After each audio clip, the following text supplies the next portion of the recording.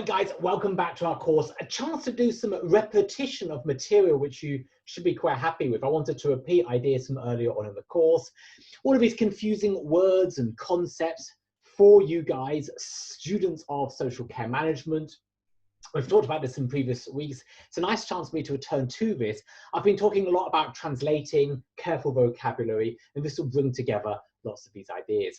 I'm going to start this presentation with an anecdote. I was in Luxembourg a few years back. I don't know if you guys know Luxembourg. It's a wonderful place. It's wonderful for a simple reason. It's so multilingual. I mean, the languages spoken there is such a beautiful mixture of languages.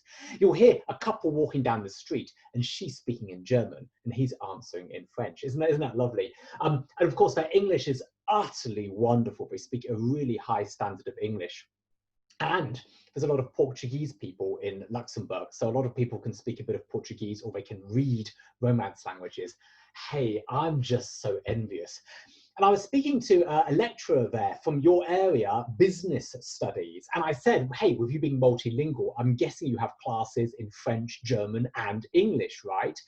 And she said, it's trickier than you might think, she said.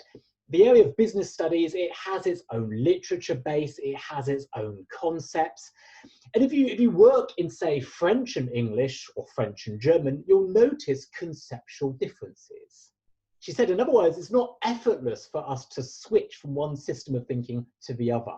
And actually, if they would have tried 3 French, English, and German, it would be pretty hard work for the students. So typically, a student will do courses in French and then supplement these French courses with a couple of seminars in the English language. So maybe a 2-way comparison, not a 3-way comparison in terms of the theory and the literature. Isn't that fascinating? So for me, surprising. But when that was explained to me, I kind of understood it and I can really see where that lecturer is coming from. Good. So hold on to that anecdote because it's relevant to our topic today. I've been teaching you guys in your bachelor's study program for more than 10 years now. At the point of me recording this is something like 11 years in total. You'll be my 12th cohort. I've noticed my students naturally use some English words quite differently from English native speakers. We've talked about this in the past before. Because I'm a language teacher, I always ask myself, why? What's going on there? And sometimes it's because of an academic false friend. So we talked about these false friends in a previous week's session, didn't we? Sometimes it's because terms have multiple meanings and you want to use the word with one meaning, but when you say it in English, everybody's thinking the other meaning. That's another reason why it's a problem.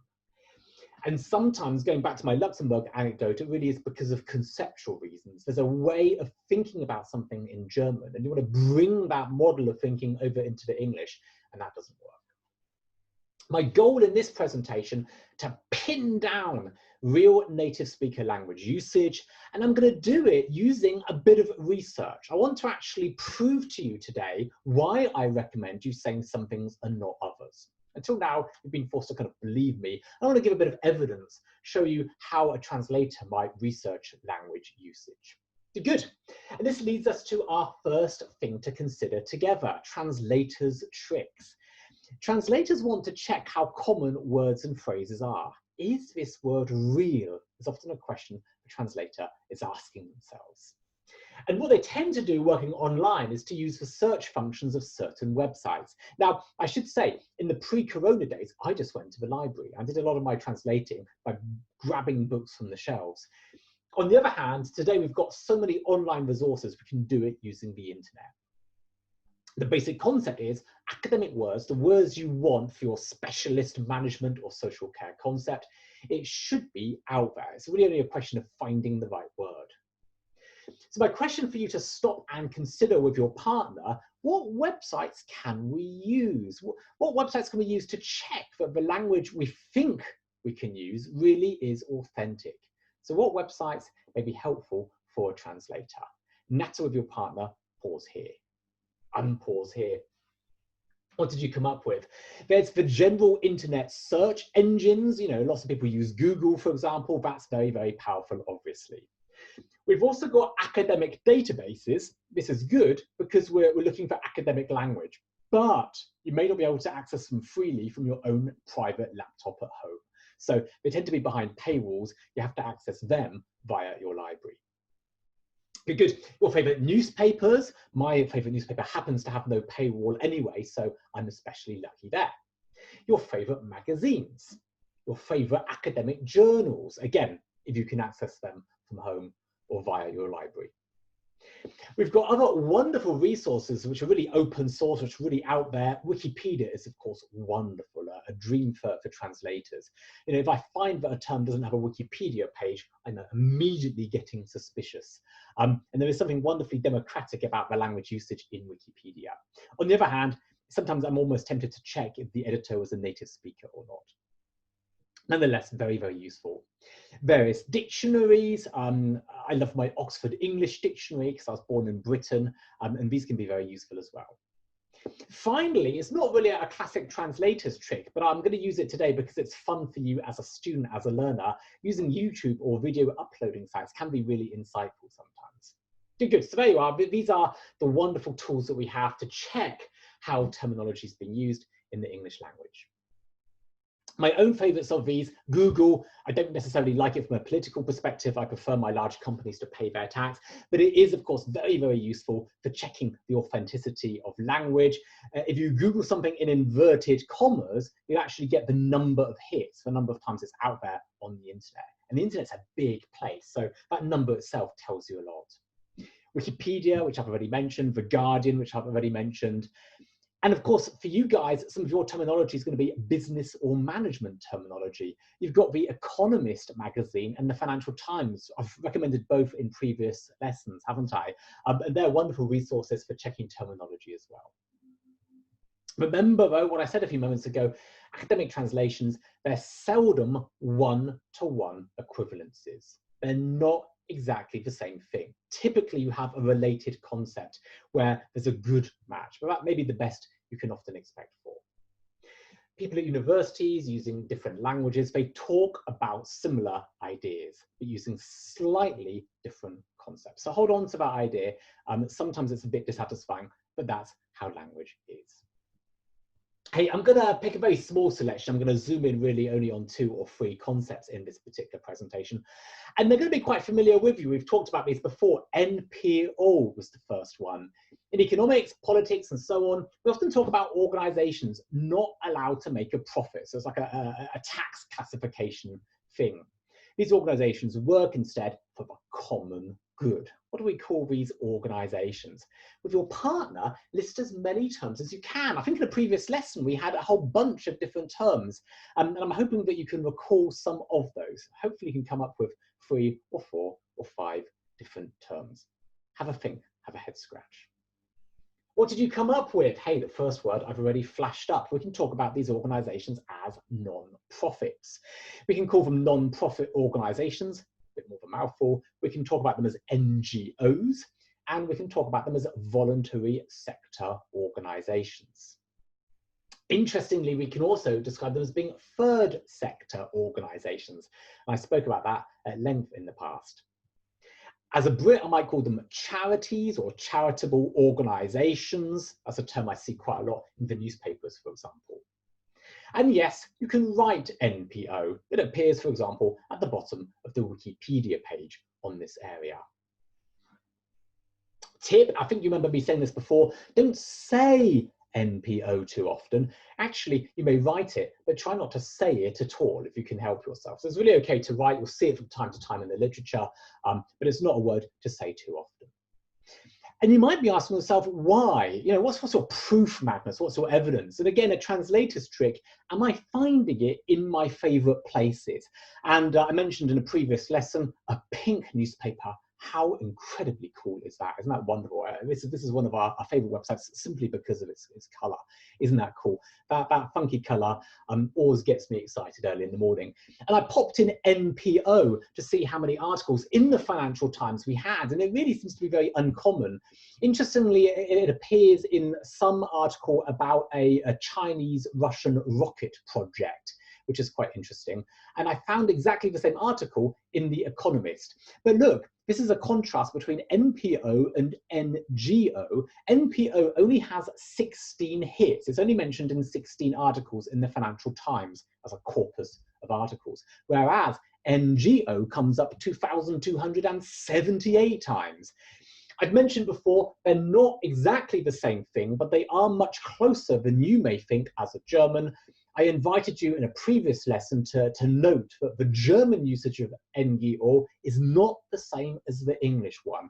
In particular, you use it for international organizations, whereas we would call that an INGO. So it's a little bit confusing for you guys. NGO is more common than you might think.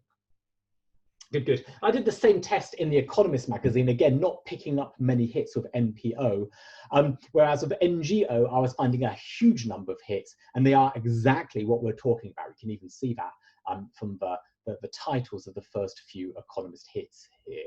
In fact, look at the top one. Anyone here speak NGO-ish? Our magazine's interesting. Or donors, so it's about Spenden here for the next one. So there you are, interesting findings there. I talked about YouTube, not a classic translator's trick, but great fun for us as students. If you put in NPO, what do you find on YouTube? Well, quite obviously, a whole bunch of German videos. If you put in an English word like non-profit or voluntary sector organization, you get a whole bunch of English language videos. And the really fun bit is some of these are really good. In fact, I can really recommend the second one here. You can see a video, a TED talk entitled "What's the Profit in Non-Profits?" Check that out, guys. It's a lovely video. I was watching that whilst preparing this presentation. There you are. That's all I want to say about non-profits for now. Let's move on. Let's talk about the next tricky terminology, social services. We've talked about this before already, haven't we? What do you think? This is exactly the same as our soziale Dienstleistungen, right? Isn't it the same? Looks the same. Discuss with your partner. Pause here and have a natter. What did you come up with? Well, I think we've talked about this before in this course. The word does exist, social services. Consulting Wikipedia, it has the same vague general meaning as in German. So it means some kind of service which in some sense is social. Sometimes it's in a very broad sense indeed, particularly in economics and politics. It really could be almost anything that's a bit social. If I'm talking about, say, a developing world country, a global south country, if I say the government needs to invest more in social services, I might mean any kind of service loosely related to the social, including healthcare and education. But it's worth noting it doesn't have that meaning in a global north country. We have a problem as well. Social services is short for social services department. And that's a really important second meaning of this word in English. To be honest, it's the most common meaning in everyday English. So we're talking about the government office offering children, families, and adults personal support. I'll call social services. Who am I calling? I mean, if I say to you in Germany, I'll call social services, I think I must call social services now. Who am I calling exactly? Discuss with your partner. Can you guess? What did you come up with? Did you guess? I'm talking about the Jugendamt. Look at this. This is a rather American English Wikipedia page. It's what they call child protective services. And if you look down a little bit, it notes CPS is also known by the name of Department of Social Services, or simply social services. You might say, oh, that's just American English, who cares? Let's use the British English. The problem is Brits used exactly the same word. And I think Canadians, Irish people, and all the others. So, that word has that meaning in the English language. Wikipedia gives you a selection of alternative names, most of which are better. I prefer to call it Department of Children and Families, but some people don't, and we have to accept that. So there you are. This term, social services, is taken. Ein belegter Begriff, so to say. And that makes it a little bit problematic if we use it. As an anecdote, I was in the States with a bunch of 6 students from your cohort. So we had a kind of school trip visiting a university in the States. And the students had to describe what they were studying, and it really was tricky. They said, we're students of social services management, but not in the sense of managing social services. It really got complex. There you are. So be careful with your terminology. I cannot overstate this enough. Social services is very confusing to English native speakers if you're trying to use it with that German meaning. Put social services into the Economist magazine search database, and you'll get lots of articles about, well, mostly child protection, Jugendamt, that kind of stuff. So there you are. Sorry, guys, I'm giving you evidence that language learning may be a bit trickier than you think. You don't have to worry too much about all of this technical stuff, but what I'm saying is, be sensitive to the meanings of some of the words you may be using. And I want to come back to a final term that we've talked about in this course before, third sector. Is it the same as dritte Sektor? Once again, I've popped it straight into the Economist website here. What is a third sector organization? Again, what did we say last time? Discuss with your partner. Pause here. Wikipedia again helps us here, noting that it's the same as what we may call the voluntary sector. Unfortunately, I've covered a little bit of that Wikipedia page. I'm not sure if you can actually see it. Also, what we may call non-profit organizations, and that really was the primary meaning. And we noted, I think, in a previous lesson, this is not the same as what you may call the tertiary sector of the economy. The third sector is not the same as the tertiary sector. Good, good. Hey, I'm sure some of that was familiar to you from recent lessons, and I promise not to dwell on these terms too much in the future, but I'm really happy now that I've presented an argument to you as to what terminology we can use. It's fun for me to ask a few closing questions. I won't answer these now. I'll invite you to think about them in pairs, and we can talk about them in our video conferencing sessions. Other misused words, here you are. Can you work out possible problems here as German native speakers? Economics. Why is economics sometimes a tricky word? Economics and economy are sometimes confusing. What about social marketing? Why may that be a little bit tricky for you guys, German native speakers? What about social management? We had that in the past as well, didn't we? Why are these words different from what a German might want to say? Final question, on one of my last slides, we had the voluntary sector. What was that? What was that again? We talked about that in the past as well, didn't we? All these tricky expressions. Hey guys, I'm coming to a close. Here's my sources. Hope you enjoyed the video. Thanks for watching. Let's come to a close.